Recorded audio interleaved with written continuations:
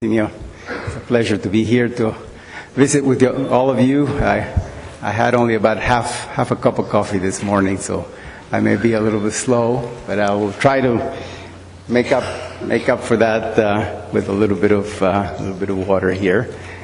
I would like to walk you through a little bit of a journey, and just to give you a sense for what the world has. How the world has changed, and some of us who grew up here in this country will relate to icons that I'm about to show you, but also I'm sure that many of you from various parts of the world will have similar feelings. So I will try to walk you through this magnificent journey that the world has embarked in. And starting in the 50s, this picture here that I have for you, I'm sure Ronald Peters remembers a lot of these images.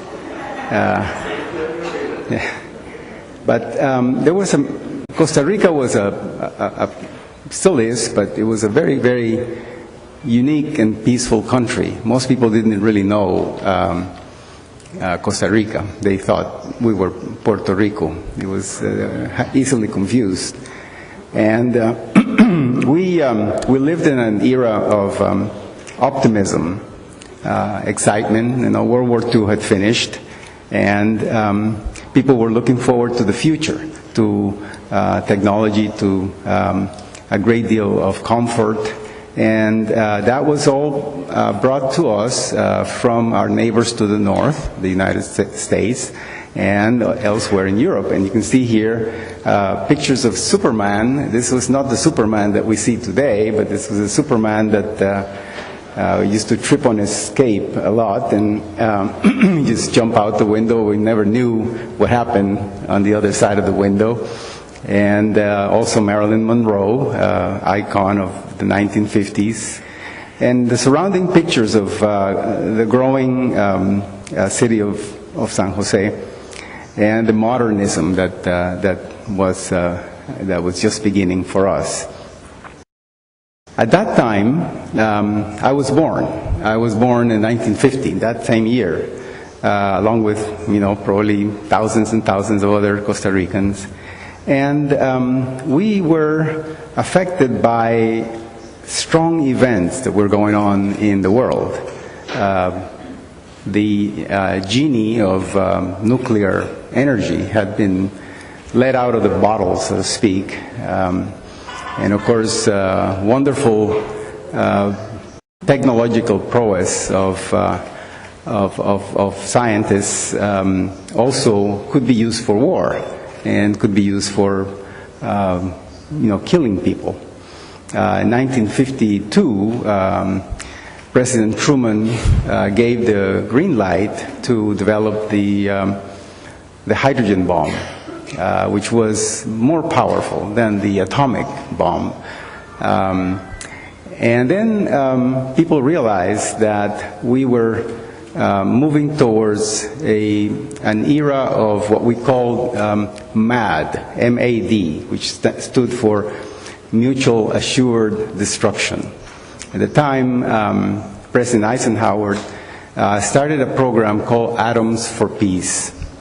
And that program moved worldwide. He gave a speech at the United Nations in '53 to launch this program where nuclear power could be used for bettering human life and helping people. And that program came here to Costa Rica. We actually had an exhibition in the old airport of La Sabana, where I used to go to learn a little bit about nuclear power. And then, of course, in 1957, another wonderful thing occurred, which was the launching of Sputnik by the Soviet Union. The Soviet Union and the United States really were the only competing superpowers at the time. In an era of essentially an era of confrontation. And the rest of us, the rest of the world, basically just watched. We watched these two giants, duke it out in the sky. Who would be best? Who would best the other? Soviet Union launched Sputnik in 1957, October, and it became a symbol of fear, actually. Many people on the earth began to think that now weapons would fall from the sky, and it would be tantamount to controlling the world. But that was the moment that the space age really was born. And in 1958, a year later, another wonderful thing had happened that most people had forgotten about, or maybe never saw. But I was told about this feat by my grandfather. My mother's father, you see them here, my grandmother and grandmother and grandfather, Roberto and Lydia, in Costa Rica. I was a young boy, 8 years old. It was the diving of the USS Nautilus, the first nuclear-powered submarine, which made a trip that was impossible to do before, and that was to dive in the North Pacific, just north of the Hawaiian Islands, and surface again in the Atlantic Ocean by, of course, traveling underwater under the North Pole. No one was able to do that before, and only a nuclear power boat, an electric boat, could do that. Before that, submarines were diesel powered, and they had batteries. They could go underneath, underwater for maybe a few hours, but they could not go down for days or months as they could do it with this new kind of propulsion system.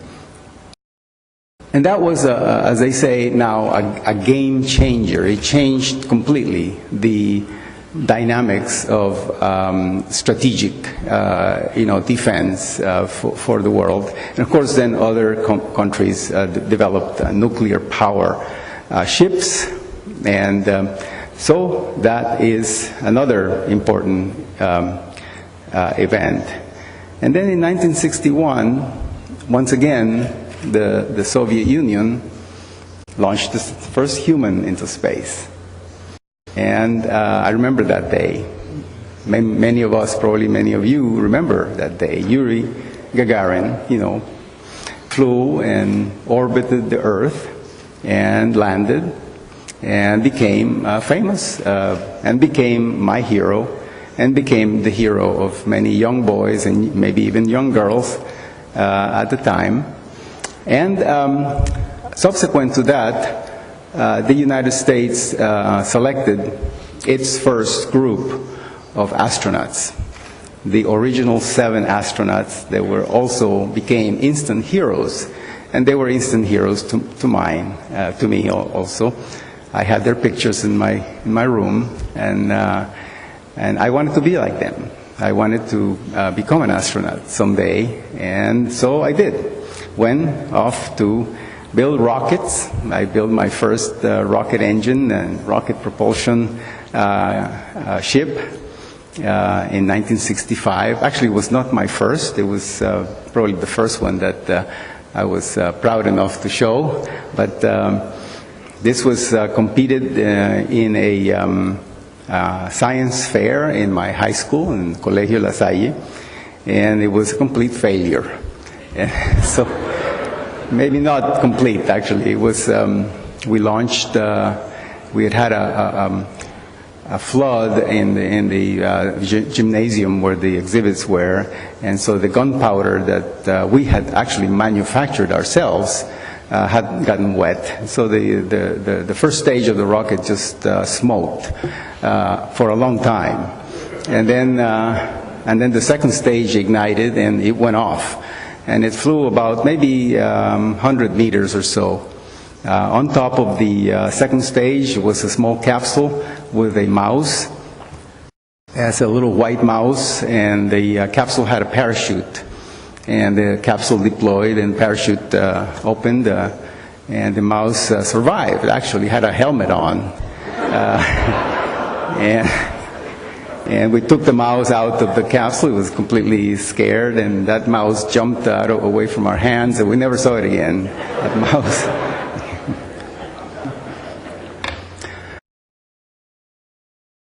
So I graduated from Colegio La Salle in '67, went to work at a bank, went to work to the National Bank of Costa Rica for about a year, and then took off for the United States. My father, in his infinite wisdom, gave me a one-way ticket to the United States. He said, I will give you only a one-way ticket because I know that if I give you a return ticket, you will be back here as soon as you run into trouble. And he was right. So I'm glad that he only gave me a one-way ticket, but he said, if you really run into trouble, you can write to us and we'll find a way to get you back. Of course, there was no email in those days, no internet, no way to really write quite and get a quick response. But I got to go to the United States because I had received a letter. I had written a letter to NASA from Costa Rica. And this is a copy of the letter. And of course, I couldn't understand the letter because I couldn't read English. But someone translated it for me. And someone at NASA who sent that letter had taken the trouble to underline that last sentence in the second paragraph. And the sentence basically says, jobs with NASA are only available or open to U.S. citizens. And the way I interpreted that was, I think what they intended for me to know was that I shouldn't even try. I took it the wrong way. I interpreted it as, come on over and become a citizen, and then you'll get a job with NASA.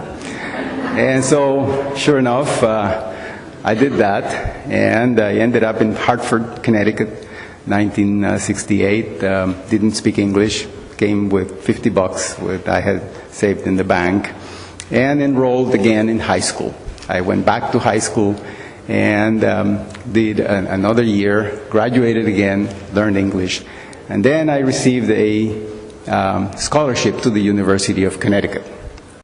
By mistake. The officials from the high school had recommended me for the scholarship because I had gotten some very good grades, and so I deserved the scholarship. But when I got to the university, they said, you can't really have the scholarship because we made a mistake because we thought you were from Puerto Rico instead of Costa Rica. So Costa Rica was not a very well-known country in those days. So I went back to high school, and the high school officials wrote a petition to the Connecticut legislature, which decided to grant the scholarship anyway, because they had made a mistake. And so I did, received the scholarship in the end, ended up at the University of Connecticut, and in '69 I watched Neil Armstrong step on the moon, and I was in the United States. I felt that I was a little less far, and that this had a certain kinship to why I was there.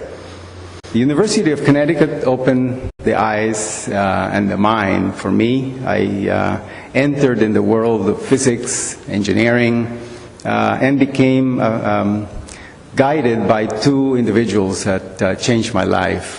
Quentin Kessel here on the right, on the upper right, professor of physics, and Howard Hayden, also professor of physics, both nuclear scientists. And I became enamored with science and physics, and I almost forgot about space, even though it is all the same.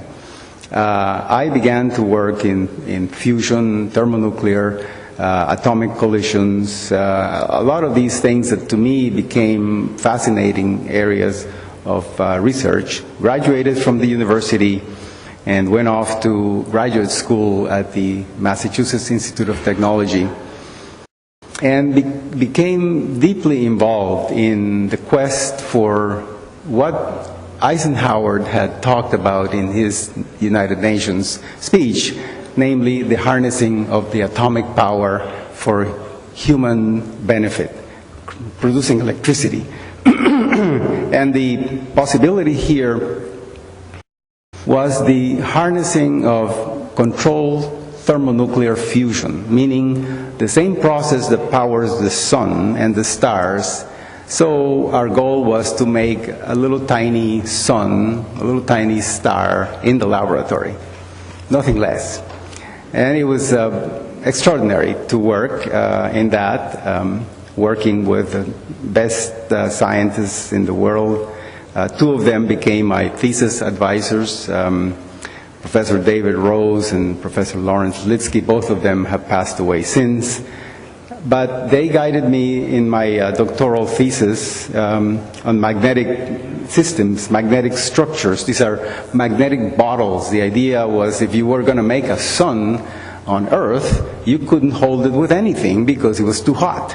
So you had to make the bottle or the container out of a magnet, a magnetic field, and a magnetic bottle. Well, I took that bottle and put a hole in it. And I figured that I just let a little bit of the sun escape, and that would be one heck of a rocket. And that was the beginning of the Vasimer engine. At that time, it was just a sketch in a napkin or in a piece of paper. And also in 1980, just by the convergence of events, NASA began testing the space shuttle. The space shuttle Enterprise began to fly, and it all of a sudden made calls for young U.S. Scientists to apply to become astronauts. And I had already become a citizen of the U.S. because I was working on fusion power and thermonuclear research, and I had all the credentials. I was in good shape, I was young, I had an advanced degree in science, my medical record was excellent, so I applied, and I was selected. And this happened in 1980. It was a dream come true for me, and it changed my life. I joined the class of 1980, and you can see here we were all very young at the time, but I am here, right there. Right next to me is Charlie Bolden, who today is the administrator of NASA. You can see how time passes and things change and people move in different directions. But this is when we began. And I became an astronaut, but also continued to do research. And NASA allowed me to fly this little plane here,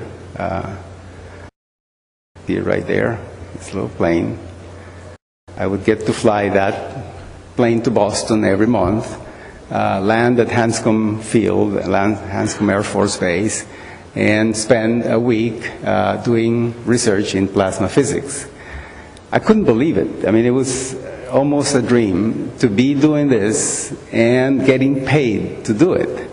To actually, go and jump in your supersonic jet and go out clear across the United States, land, and then go to the best laboratories in the world to go and work on something that was completely extraordinary. But so was my life. And I began to develop this rocket, and this is the first experiments that we had at the MIT Plasma Fusion Center. This was the first sketch that you see here on my notebook, which I still have. And eventually this became a patent, and it was patented by the US government. Then the project got bigger and bigger, and we moved the laboratory from Boston, from MIT, to the Johnson Space Center in Houston. And the group became very large, involving people from national laboratories, other universities, NASA centers. And that's how it all began. The patents kept coming. We had improved a new patent which made the rocket even better. And some of the members of the team began to develop new theories and new techniques for making the rocket work even more efficiently and develop features on the rocket that made it very unique.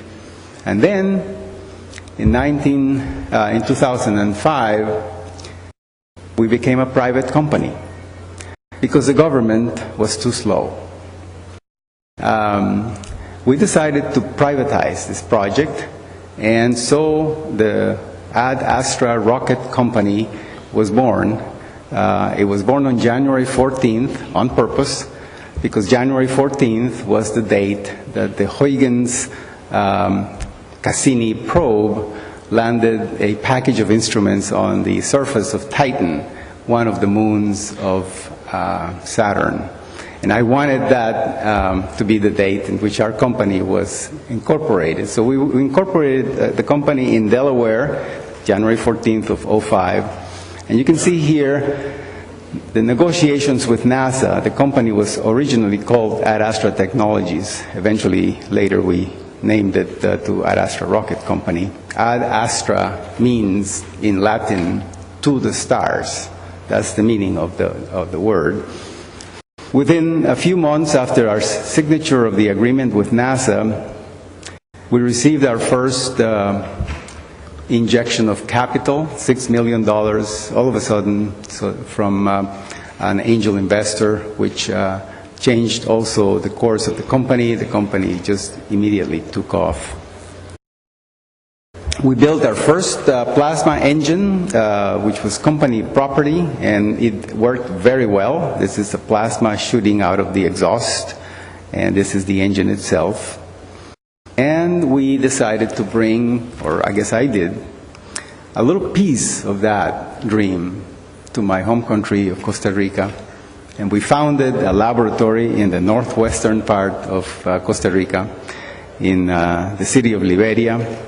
And we called it Ad Astra Rocket Company, Costa Rica. Most people have no idea that here in Costa Rica we are building rocket engines to travel in space or to change the way space transportation is done, but we are. We do it. It was inaugurated in 2006, July 15th, by my mother, Professor Sam Ting, Nobel laureate in physics, one of the members of my advisory board, and Oscar Arias, also Nobel laureate, peace, and Professor Rolf Zagdeev, who was at the time the head of the Soviet Union space program and the special advisor to Mikhail Gorbachev on matters of space. So these are the people who came to inaugurate this little piece of the dream here in Costa Rica. And this is a team that we have in Costa Rica. You can see by just the looks of these kids that the average age of these rocket scientists is, when I'm not there, so you can eliminate this guy right here. When you get rid of that guy, the average age is about 26, which is great. This is the future, and this is what we're sowing here in Costa Rica. In Houston is also the same. We have the main laboratory is located in Houston. The group is not quite as young, but it is very seasoned and tremendous amount of experience. And this is the engine that has matured to what it is today, a 200 kilowatt plasma rocket, the most powerful plasma engine operating in the world today. This is what it looks like when it fires, and I'll even show you an actual firing. This is an actual video of a firing. Very silent, there's no sound to it. It is, however, a plasma operating at 2 million degrees. is one of the hottest things existing on planet Earth right now, controlled by a very strong magnetic field. When the plasma, the shot finishes, you will see here how hot these instruments get. You can see them how red hot all the instrumentation gets, and doesn't last very long. So those instruments have to be changed very frequently.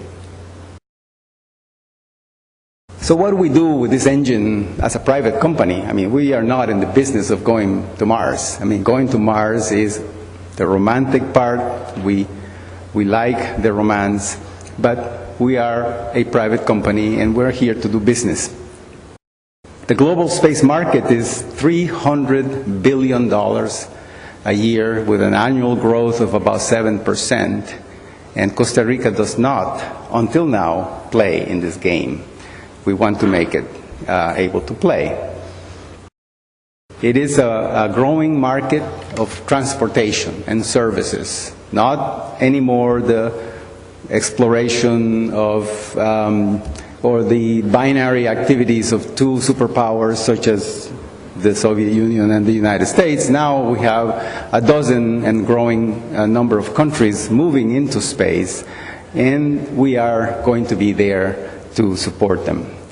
We're going to be doing removing the garbage that is up there, the great amount of trash that people have left, and pushing space stations and refueling satellites and picking up asteroids and doing activities on the moon and other places as well. So we have been maturing our rocket to be ready to capture that market, and we have, you can see here, along the number of years that we've been operating, we're now close to our launch date, launch readiness right here, sometime in the year 2016. This is what the rocket looks like today, and it will go on the International Space Station in the center of the station, right there. And the Earth no longer has that little Sputnik satellite that we saw once a day go by.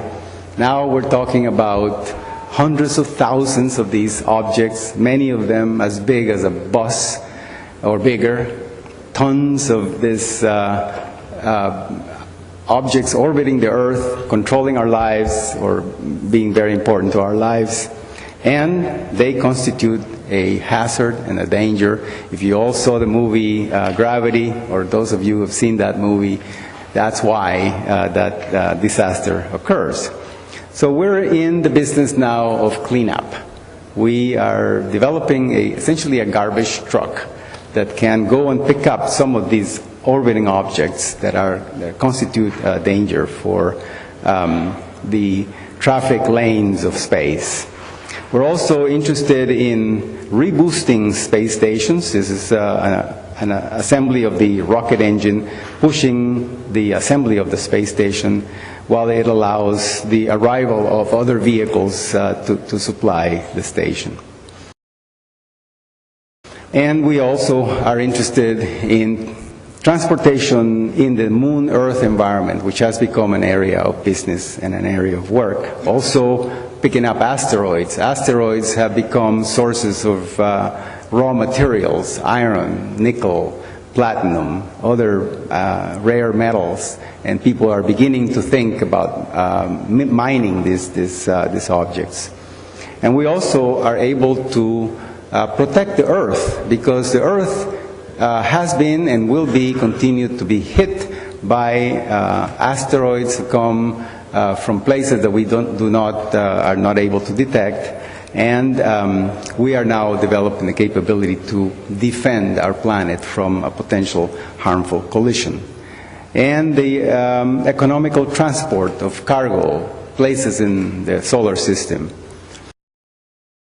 NASA has been our friend with the privatization of the project from the time that Mike Griffin, administrator of NASA, initiated brokered the relationships, and it's a relationship that has continued to grow over time with many agreements. So we're working very closely with NASA.